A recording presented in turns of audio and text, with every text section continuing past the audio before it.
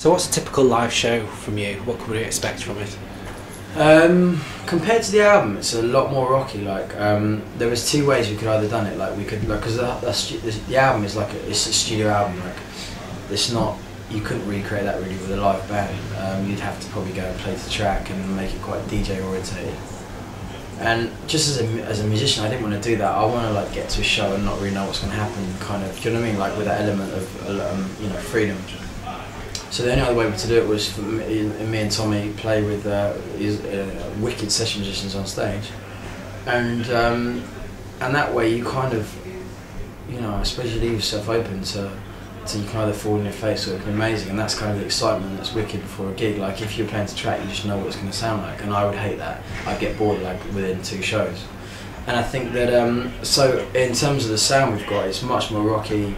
It's really epic, man, and like I'm just really excited about the live thing. Actually, we've got 2 shows this month in Holland, which just sold out, so I'm really excited about that. And have you got any more dates scheduled for London?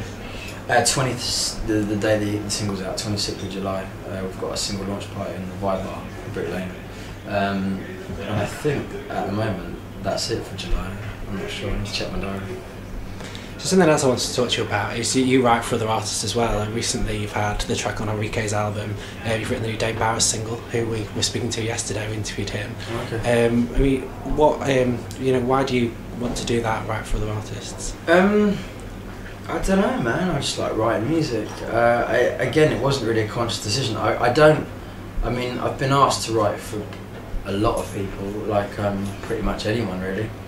And I haven't, so I mean it's not like I just go, you know, I need to enjoy what I'm doing, I need to want to do it. In terms of the Dane Bowers thing, I didn't write with him. That was a song I wrote 7 or 8 years ago, and they heard it and used it. So I don't actually physically write with that many people.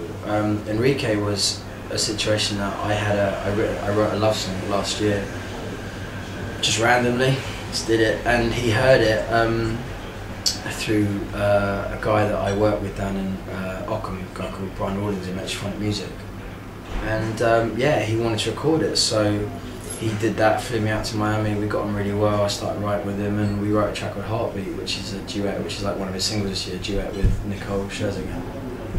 And he just fell in love with it, and he was like, dude, this is like one of my favourite tracks I've done in a long time, come back. And I flew back over 3 or 4 times to work with him on the album. So I mean, I kind of, I don't really consciously go and do this, you know, and I have to write music I'm enjoying. I couldn't just go and sit in a room, you know, kind of to write for the sake of it. But so it's, you know, if and when I write with people, I have to be really enjoying it, and I have to love what I'm working on. But it's really wicked as well. I mean, it's kind of cool to be doing your own thing and then go home and know you can write something completely different and it can still be used, you know what I mean? I mean, does that ever annoy you when you do hear somebody that's recording one of your songs and you think like they don't sing it quite how you would want them to, or it's not quite what you would want it to be? No, not really. I mean, I've never really had a really bad version of any of my songs come out. I mean, funny enough, Dane Bowers, like his voice, his tone has kind of changed a bit, right?